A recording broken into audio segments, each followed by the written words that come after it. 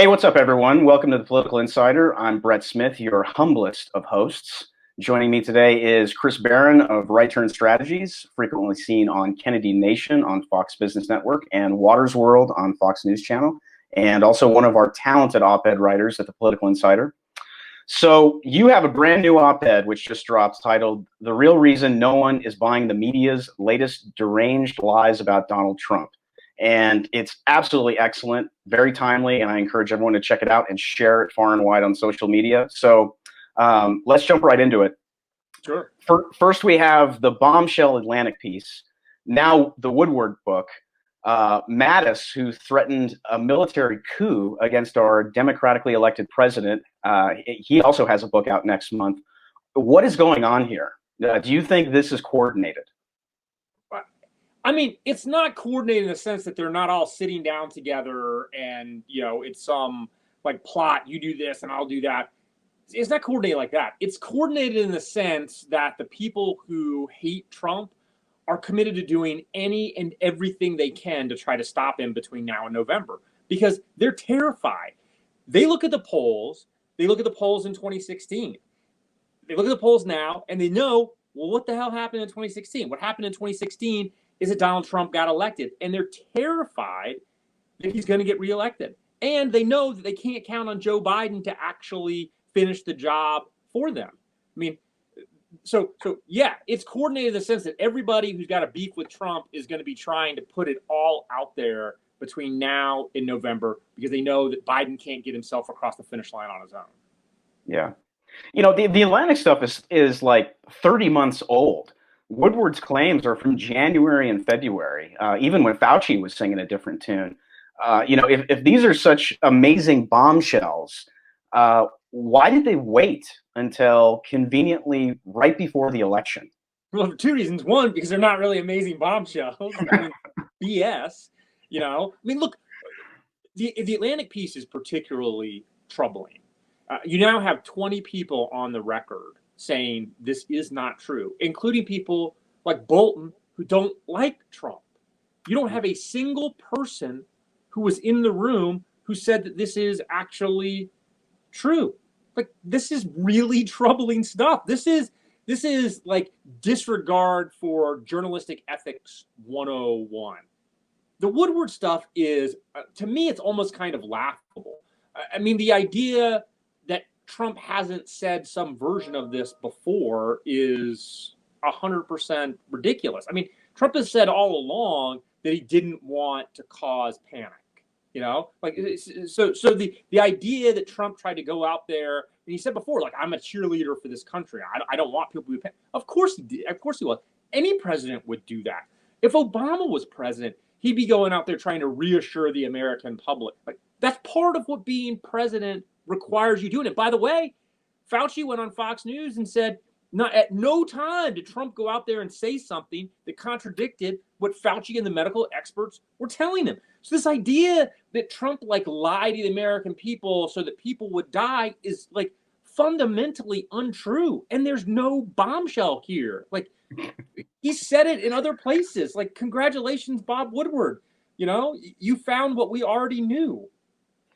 Well, and the other thing that's kind of fascinating to me is Trump said in the recordings, I don't want people to panic, and it's sort of like, well, do we want a president that's going to make people panic? Is that where Woodward wants to go? Right. Well, and by the way, the number of news outlets, the Washington Post, particularly egregious about this, that laid this claim out there and then dropped off the part where Trump said, because I don't want people to panic. So right. Making it sound like Trump's confiding in Bob Woodward, Bob, I want you to know, I've just been trying to downplay this thing. I know everyone's going to die anyways. That's so untrue. This is so fundamentally untrue. The other thing is, amazingly, Biden had this teleprompter loaded up the very next day with the Atlantic and Woodward's attacks. Do you think that's coordinated? Well, I think it's coordinated in the sense that the moment the media gets this, they're passing it on to their friends in the Biden campaign. I mean, at this point, basically, the mainstream media, the legacy media, is a part of the Biden campaign. They are a de facto part of it. I mean, you you watch any of the interviews on CNN or MSNBC or with any of the big three networks. I mean, it's softballs. It's completely and totally pitching softballs to him. These folks hate Trump. They want Biden to win, not even because they love Biden, but because he's the best chance that they have at this point, the only chance they have to beat Donald Trump. So yeah, it's coordinated in the sense that the moment that the press gets anything that they think is damaging to Trump, they're gonna throw it Biden's way. The thing I think that is so heartwarming about this all, to me as a conservative, is, and it's kind of the point behind my op-ed, is it no matter how much the mainstream media keeps yelling, no one's listening anymore. It's like they keep trying to figure out, what do we have to do to get through to you people? So it's one bombshell after the other. And the fact is, it doesn't matter what they tell us, because we have the country, and in particular conservatives, have completely and totally lost faith in legacy media. I mean, the fact that a Pew poll showed that more than 90% of Republicans say they don't trust the media, and that the vast majority of Americans say that they don't trust the media. I mean, that tells you exactly where the media is at this point. I mean, their job is to be the people who transmit the facts and the news to us. And when you've got 90-something% of Republicans saying that we fundamentally think that you're untrustworthy, I mean, they have bombshell after bombshell. Dig up Carl Bernstein again to tell us it's worse than Watergate. We're not listening. We don't care. If anything, it just makes me more and more committed. I don't care if I'm dying the day of the election. I'll crawl to my polling place to vote for Donald Trump. Thank you, CNN.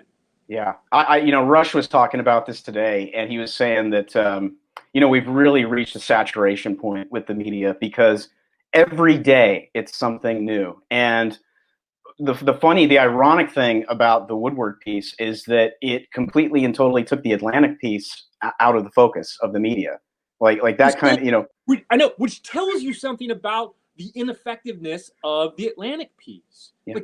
They were just drooling all over themselves about how this is it. This is the nail in the coffin. This is going to turn the military and veterans against Trump. And it's a few days later, they're like, oh, crap, that didn't work. We need something else. What we got? Oh, Woodward. Let's go with that. In a couple of days, it's going to be something else. This is going to be a constant thing. And again, the great news is that they can keep doing it over and over again. They're not talking to anyone that doesn't already agree with them. It is the absolute biggest political circle jerk of all time. There is nothing here that is changing the hearts and minds of a single person out there. I mean, you talk about billions of dollars being wasted by legacy media in trying to convince people who already agree with them that they should continue to agree with them. And meanwhile, their ratings go down, and Tucker's is at all-time record highs. Of course, and again, that sliver of the electorate that is undecided isn't moved by this garbage. Yeah. And quite frankly, this election isn't about undecideds. This election is about motivated bases, because Trump is a polarizing guy. He just is. So there's not a whole lot of people who are like, I'm not really sure what I think about Trump at this point. Right. Cake is baked. People have their opinions pretty strongly both ways. So this isn't about trying to move those mythical undecided voters. This is about motivating bases. And what the legacy media doesn't understand is that every time they launch one of these BS attacks on the president, it serves the opposite purpose that they think it does. It doesn't move voters to Biden. What it does do is serve to motivate the president's own base. That's what's so insane about it. It's a total Streisand effect, where it has the opposite. All it does is just make all of us rally to Trump's side. So one question a lot of people on the right are asking right now, and even my dad was lamenting this yesterday, is seriously, what in the hell was Trump thinking talking to Bob Woodward? Not just once, but 18 times. What do you think about that? I mean, I could go off for an hour and a half about this. I mean, this Lindsey Graham. no, but this isn't just about Bob Woodward. Why is anybody in the White House talking to Maggie Haberman at the New York Times? Why? Why does she have any sources whatsoever? And we're not talking about like the janitor, you know, like we're talking like people are talking to her. Why are people talking to Maggie Haberman, who spends all her time trying to tear the president down? It's because of this diluted idea that somehow if you participate in this, that it's going to make it better. No, I mean, this is, it's suicide. I mean, you're participating in your own downfall. The president should never have talked to Bob Woodward, ever, under any circumstances. He should have said, you can't get within 2 blocks of the White House. Yeah, like, even. No way. Unquestionably. Maggie Haberman should not have a single source. No one should ever talk to her. Yeah, even Mark Meadows was saying today that, had he been, in the loop on this back in the day when this whole Woodward thing got started, he would have said, that's a bad idea. Don't do that. Don't talk to that guy. But this has been a problem in the comm shop in the White House from the very beginning. Yeah. This idea that somehow this is just kind of business as usual with the media, you know, and that if you traditionally, you want to participate in a story because if not, the press is going to go, they'll write the story they want, and you're not going to have any opportunity for input. Yeah, in normal circumstances, that's the case. So you do want to be a part of these stories. This isn't normal circumstances. Maggie Haberman is never going to write a story that's positive about the president of the United States. Ever, ever, ever, period. It doesn't matter. So why is anyone talking to her? It doesn't matter how many interviews we throw these people. They're never going to be nice to us. They're never going to like us. No. So stop trying. Stop trying. Stop talking to the New York Times. Stop talking to the Washington Post. Stop talking to the Bob Woodwards of the world. You can. There's plenty of outlets like ours, the Political Insider, that are willing to give the president a fair shake and willing to give the White House an opportunity to communicate their message. They're not going to get it through the legacy media. It's not going to happen. These people hate them, and that nothing they can do will make them happy, except unless the president loses. And then they'll be thrilled. Right. Yeah, something else. It seems to me, and we had an excellent piece breaking this down on the Political Insider, that the media themselves, they were downplaying this virus, and so was Biden. Right from the beginning, going back to February, even Fauci was. What do you think's going on there? It's like the only person in the world whose opinion about this matters now apparently is Trump's. Nancy Pelosi's walking around Chinatown at the end of February telling everybody to come out. Bill de Blasio telling people in March, no, don't stop what you're doing. Go back out. People are out there saying, when Trump said maybe I'll lock down New York and New Jersey and Connecticut. Well, you can't do that. That's insane. That's crazy. No one can have lockdown.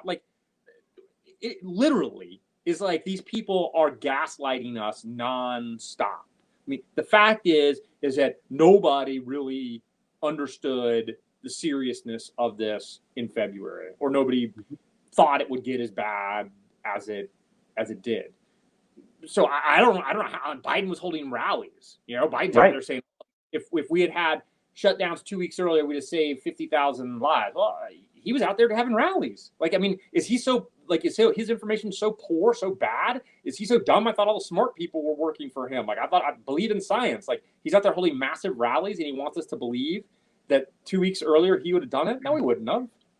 And 56,000 lives. I mean, where does he get that metric? Where does that come from?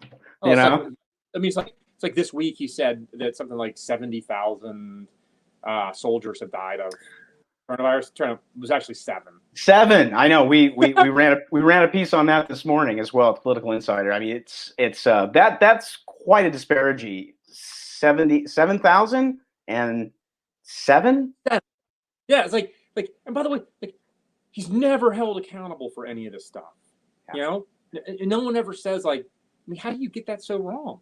It's the same with all of his gaffes over the years. The guy is a gaffe machine. He's always been regarded as a gaffe machine, and we're seeing it. Well, So yeah, but it's that double standard where a Trump gaffe is somehow insidious. It's Trump lying. right. Biden gaffe is, oh, Uncle Joe just misspoke there. I mean, Yeah. look, if you say something that's not right, that's not right. Yeah. Like, it doesn't matter whether it comes from Trump or it comes from Biden. It doesn't matter how much you think that, poor old Uncle Joe is just such a sweet guy. I mean, the fact is he can't keep his facts straight. Yeah. Yeah. It's pretty sad. Going back to the Atlantic piece, this was totally debunked, not just by people who were there, but also by Trump haters like John Bolton. But, like you mentioned before, but even the FOIA documents, how can they lie so brazenly? It's like, I mean, this is why if you have 20 people on the record, including people who don't like Biden, you've got the emails contemporaneously proving that this claim isn't actually true and that weather was the motivating factor. Like, this is where journalistic ethics requires that someone at the Atlantic say, look, you're going to have to give me more than this. You're going to have somebody's going to have to be willing to go on the record here.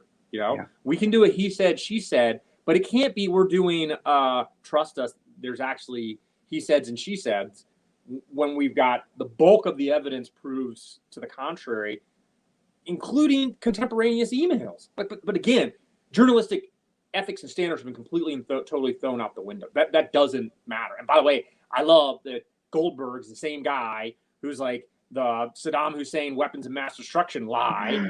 Yeah. Telling us like this guy is so trustworthy. He's somebody who's earned your trust at this point. Yeah, sure.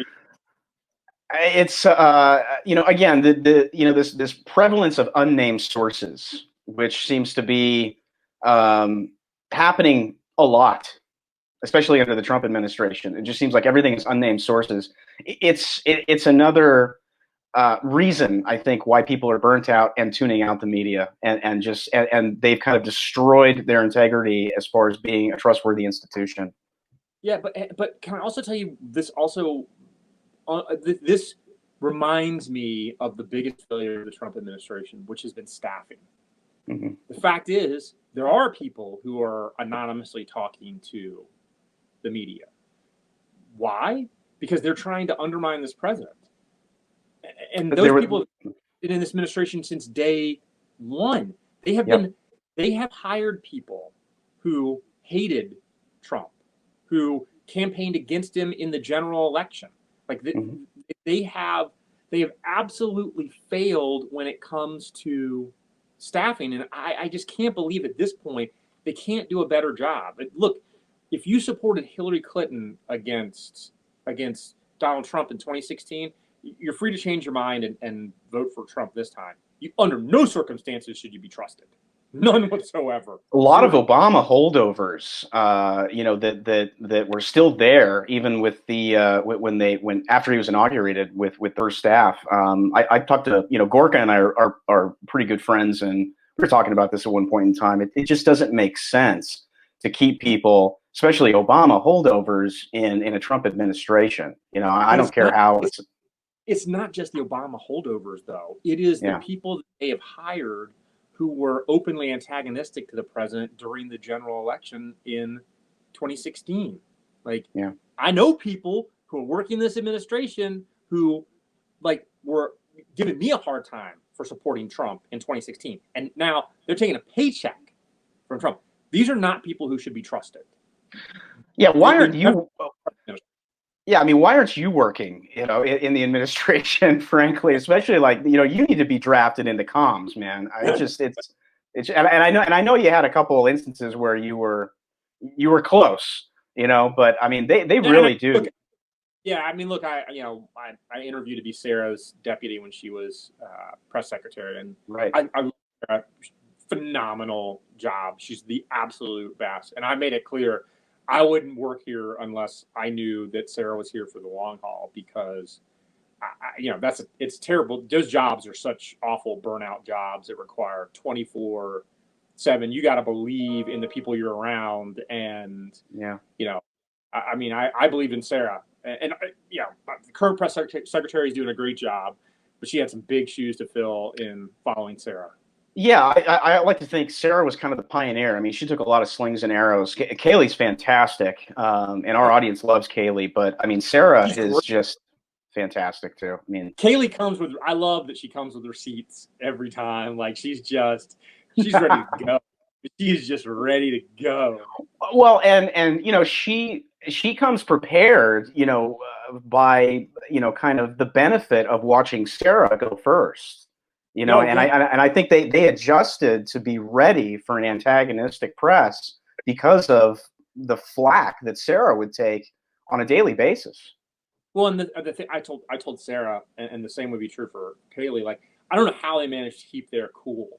Like, Sarah would stand there and would just be getting insulted left and right by the media, and she never missed a beat. You know, there was no. You couldn't tell if she was mad, sad, happy, glad. Like she was just, it was this the entire time, just ice all the time. Like that is like so unbelievably impressive. Yeah, the Mercury 7 astronauts used to call that maintaining an even strain. Yeah, well, she did. It's amazing to watch. So if you know, your piece talks about how little the American people trust the media. Do you think there's any way getting back to where we can trust the media? I mean, what would they have to do to earn people's trust back at this point in time? A little introspection and realize that they've let their own personal feelings overtake the job of delivering the news. I mean, look, we've gotten to the point where, you know, essentially all the news is opinion. And that wall between the news department and the opinion department has completely been eviscerated. And look, I'm an opinion guy. Like, you know, when I go on Kennedy or Jesse Waters, like, I'm not there to deliver the news. I'm there to give an opinion. And so my opinion should be taken with a grain of salt. When you're somebody who's a straight news person, your job is to be delivering the news objectively, not to be an opinion person. And you look at the Jim Acostas of the world and the Anderson Coopers and, you know, the Cuomos, like that wall between opinion and news has been completely and totally decimated. And so, you know, if the media really wants to regain the American people's trust, and by the way, I point this out in my piece, we actually need a functional media. It is necessary for a functional republic to have a functional media to help hold leaders accountable. We need them to get their crap together, but unfortunately, I'm not sure how bad things are going to have to get before they get better. I thought for sure after 2016 there'd be a lot of soul searching and a lot of news people saying, "How did we miss this? How did we get it wrong?" But no, they doubled down, and so maybe when Trump gets reelected, there'll be some soul searching. My guess is that won't happen. No, I agree. I don't think there's never been any kind of reconciliation on the left as to why they lost in 2016. There's never been any introspection, nothing. And you can see that in Hillary, you know, who's still so bitter. And all of the people that voted for Hillary are still probably just as bitter, if not more. It reminds me of what happened on the right in 2006 and 2008. 2006, you know, we got our butts handed to us in 2006. And frankly, the Republican Congress had lost its way, and George W. Bush had lost his way. You know, I mean, you know, we were voting on meaningless, dumb social issue crap. We were, you know, there was no effort to limit government. Like, they just lost their way. They'd become the swamp, and we got our butts kicked in 2006. And it's like no one realized, hey, man, like fundamentally, we got to change things. So guess what? Obama gets elected in 2008, and Democrats get super majorities in the House and the Senate. And it wasn't until the Tea Party in 2010 that the grassroots of the Republican Party rose up and said, look, we have to change things. You know, things have to be done differently.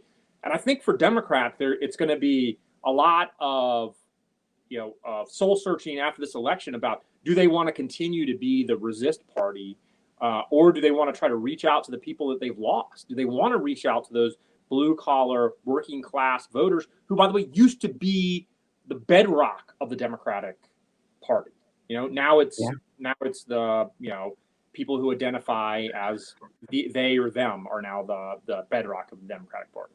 I mean, growing up, you and I growing up, the Democrats always got the blue collar. They always got the union vote, and now you've got the police officers union who endorsed Biden and Obama, endorsing Trump. So I mean, it's really done a 180.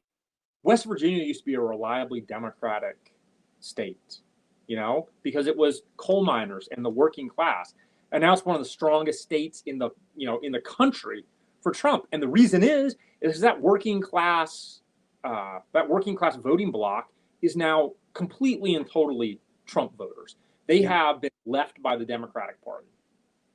Yeah, I totally agree. If Americans distrust the media so much, and then they have every good reason to, why do they keep watching these same people that they think are liars and crooks? And why don't they stop watching? I think we can point to CNN, which gets beat by Nickelodeon. But a lot of people still pay attention to these people, and I don't know if it's out of habit or what the deal is. But what do you think? Look, for one, people are hungry to kind of get news.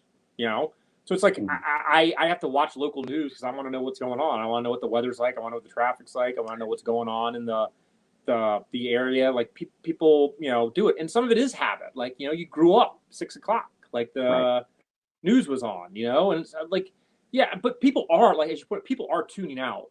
Like CNN, if it wasn't for airport CNN, nobody would watch that network. Really. And look, MSNBC's got a good thing going for them because they just preach to the choir. It's just the most wrapped up, insane lefties. So there's always going to be a market for that. But I think that middle, that there's a bunch of people in this country who really would like to have the facts delivered to them, and then them make a decision about what's best to do. And those are the people who are vastly underserved by the legacy media right now. It's fine to have one MSNBC. We don't just have one MSNBC. CNN, ABC, NBC, CBS are all mirror images of each other. There's no difference. The Washington Post, New York Times, they're all the same. It is absolutely the same, and it's too bad. We really could use media outlets that we trusted. Yeah, no, I totally agree. So, well, hey, sadly, we are all out of time. I want to thank Chris for joining me. Everyone, make sure and check out thepoliticalinsider.com and subscribe to our newsletters so you never miss any of our stories from our talented writers. Also, follow us on Facebook, Instagram, and Twitter. Please like and share this video far and wide so we can get the message out. Subscribe to the Political Insider channel on YouTube and hit the bell for notifications so you never miss any of our videos like this one. And everyone have a great day, and we will see you next time. Take care. Thanks, Brett.